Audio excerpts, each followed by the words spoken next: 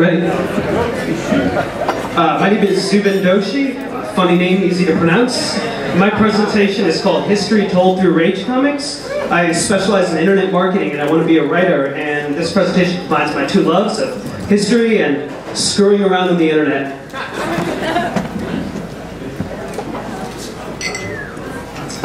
Rage comics are internet comics with characters referred to as rage faces or memes, which represent different emotions and reactions. They are typically used to tell stories about real life and often end with a humorous punchline. Rage comics can be made with Photoshop or specially made websites called rage makers or rage comic generators. The face in the upper left-hand corner with the tousled hair and bloodshot eyes implies intoxication. The subway employee's face is called a herp derp face, which implies utter stupidity or incompetence. The man in the lower left-hand corner is the "are you kidding me" face and is used as a reaction to such stupidity. This is me usually on Friday nights. Some rage faces come from photographs. This is atheist activist David Silverman on The O'Reilly Factor. When Bill O'Reilly said, "Tide goes in, tide goes out," as proof of God being real, Silverman made this perplexed expression because even an elementary school student knows that it's the moon that controls the tides. First example of a historical rage comic. The Frenchman with the beret asks the surprised American if he'd like to purchase a vast amount of land for nothing, and the American agrees. In the bottom panel, the Frenchman has the "oh God, why" face, which is used as an expression of regret or embarrassment over such a stupid decision.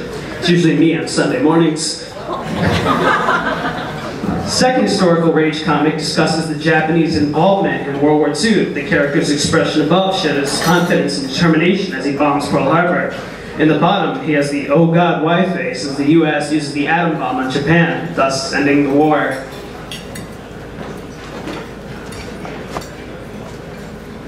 Last example, the American suggested a drunken Russian to sell him Alaska for almost nothing, and the Russian agrees.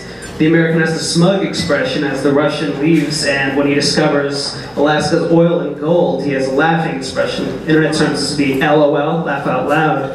And the Russian, now a Soviet, expresses regret over such a stupid, drunk decision. I made this comic about the Iranian hostage crisis, and I submitted it to the website Reddit, where it received a lot of praise. And I love this thing because it makes history learning fun, and I decided to share an improved version with you today.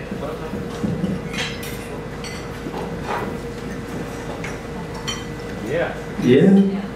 Meet Mohammad Reza Pahlavi, the last Shah, or King of Iran. During the Cold War, he was an important American ally in the Middle East because he was against communism and because he controlled some of the largest oil reserves on the planet.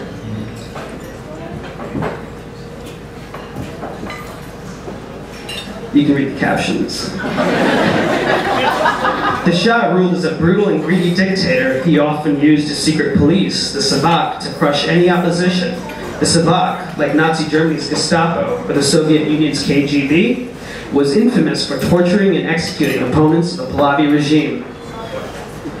There he is, talking to the people, Savaks. The Shah was overthrown by his own people in 1951. He was replaced by the democratically elected Mohammad Mossadegh. But a CIA-backed coup overthrew Mossadegh and restored the Shah to power. The Shah's rule became much more authoritarian, and Iranians increasingly saw him as an American puppet. Life became much more dismal and scary for many Iranians. The Shah's numerous failed economic policies only increased resentment towards him. Strikes and demonstrations erupted all over Iran, and they started growing in size and number. You can see demonstrations all across Tehran at the bottom there. Opposition to the Shah's rule exploded when Ayatollah Ruhollah Khomeini returned from France in exile and began speaking out against the Shah and the US. The Shah was forced to abdicate and leave Iran in 1979. Under Khomeini, Iran became an Islamic theocratic republic. The same year, the Americans reluctantly allowed the exiled Shah to come to the US for medical treatment. They also refused to extradite him back to Iran to face trial. This infuriated the Iranians, and anti-American feelings grew stronger. The US was often referred to as Shaitan-e-Bezor, which is Persian for the Great Satan.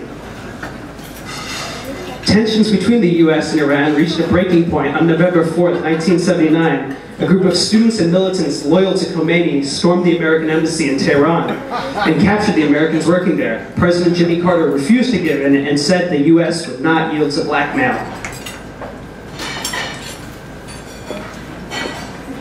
The Iranians let 13 female and black embassy workers go free. The remaining 52 hostages would be held in captivity for 444 days. The hostages were tortured and threatened with execution. There have even been reports of the captors forcing the hostages to play Russian roulette with each other. President Jimmy Carter ordered a mission called Operation Eagle Claw. The plan was to send in helicopters with Delta Force commandos to rescue the hostages. There was a constant threat of sandstorms in the Iranian desert, but this information was ignored. Great president, that guy. Operation Eagle Claw took place on April 24th, 1980, and failed because of the sandstorm. This was a huge embarrassment to the United States and Jimmy Carter. Carter's further unsuccessful efforts to negotiate with the Iranians would cost him the 1980 presidential election. That's the scenes from Operation Eagle Claw. The hostages were finally released on January 20th, 1980, 20 minutes after Ronald Reagan was sworn in as president. This was done specifically to further embarrass Carter. The hostages were first flown to Algeria and then given a hero's welcome in New York City. The Iranian hostage crisis set the stage for American-Iranian relations up to the present day. The U.S. imposed a trade embargo and cut off all diplomatic ties. Relations between the two countries have grown even more strained in the last few years due to American intervention in the Middle East and Iran's alleged support of terrorism and a suspected nuclear weapons program. And that's that. Thank you. Buy me a beer.